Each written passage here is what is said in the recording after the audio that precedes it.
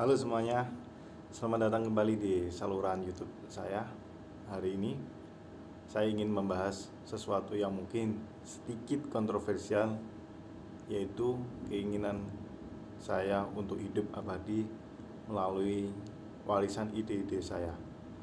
Sebelum kita masuk ke dalamnya, jangan lupa untuk like video ini, subscribe ke saluran saya, dan aktifkan lonceng notifikasi agar tidak ketinggalan konten terbaru dari saya. Yuk kita mulai.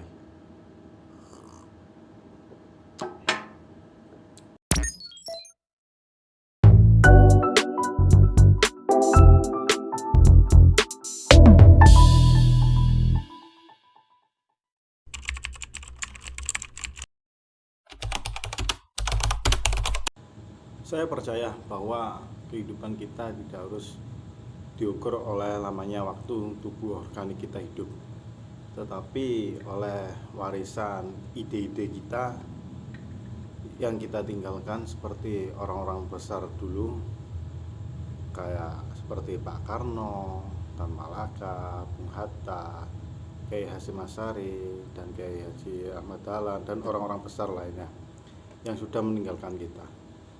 Akan tetapi mereka sudah meninggalkan kita, tapi kita masih bisa menikmati karya dari ide-ide, gagasan-gagasannya.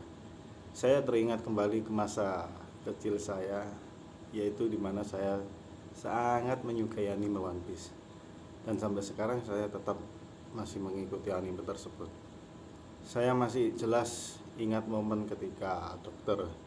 Hiluluk mengatakan kepada Chopper bahwa manusia bisa mati, tetapi ide tidak bisa mati. 人はいつ死ぬと思う。心臓をピストルで撃ち抜かれたとき？違う。不治の病に侵されたとき？違う。猛毒キノコのスープを飲んだとき？違う。人に忘れられたときさ。俺が消えても俺の夢は叶う。病んだ国民の心もきっと救えるさ。 Itu adalah momen yang menggugah saya secara mendalam. Saat itulah saya mulai memahami bahwa ketika kita meninggalkan dunia ini, ide-ide kita masih bisa hidup selamanya. Namun ingatlah bahwa manusia juga bisa mati karena dilupakan. Seperti cerita fiksi yang terdapat pada kisah Pak Karno, dikenal sebagai sosok yang sangat kuat dan berpengaruh dalam politik. Kalimat tersebut mengingatkan kita bahwa bahkan seorang pemimpin yang kuat pun bisa mengalami kerapuan dan kesendirian di akhir hidupnya. Bahkan ini bisa terjadi ke kita sendiri.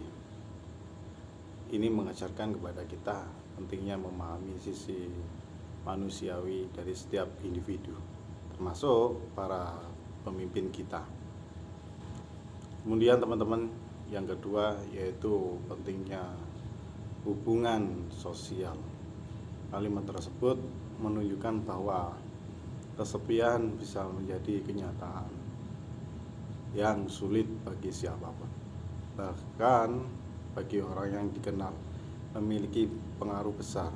Ini menekankan pentingnya memiliki hubungan sosial yang sehat dan mendukung, terutama di masa-masa sulit atau setelah meninggalkan dunia pekerjaan atau panggung rutinitas kita.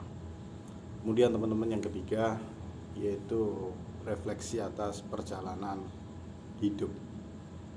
Kalimat tersebut juga mengajak kita untuk merenungkan betapa pentingnya merayakan dan menghargai perjalanan hidup seseorang. Meskipun Pak Karno telah mencapai banyak hal dalam karir politiknya, tetapi sekarang ia merasa terasing dari dunia yang pernah begitu dikenalnya. Ini bisa menjadi pengingat bagi kita semua untuk menghargai setiap tahap dalam hidup kita dan mempersiapkan diri untuk transisi yang mungkin terjadi di masa depan. Oleh karena itu, saya sendiri mencontohkan kisah dari Pak Karno, meskipun dari banyak tokoh-tokoh besar lainnya yang saya sebut, tapi cuma satu yang saya sebut. Tokoh yang lainnya kalian bisa searching lalu share di kolom komentar agar kita bisa saling berbagi.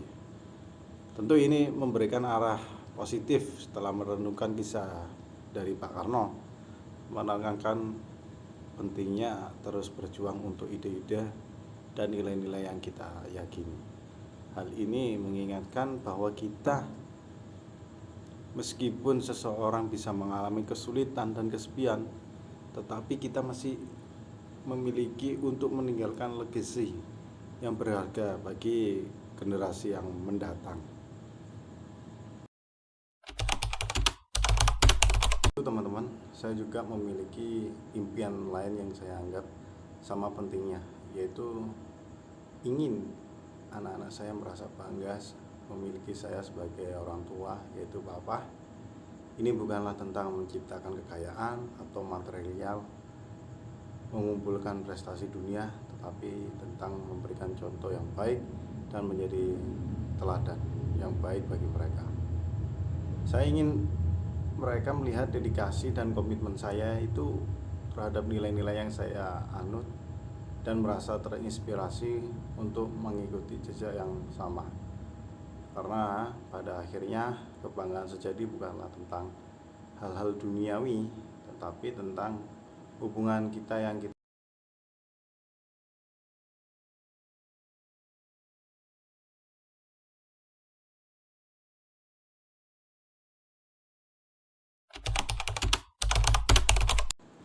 Jadi bagaimana kita bisa mencapai kedua impian tersebut? Saya yakin bahwa dengan terus menginspirasi orang-orang lain melalui ide-ide kita, dengan mempersembahkan pengabdian tanpa pamrih kepada mereka yang kita cintai, kita dapat menciptakan warisan abadi yang tidak akan pernah pudar.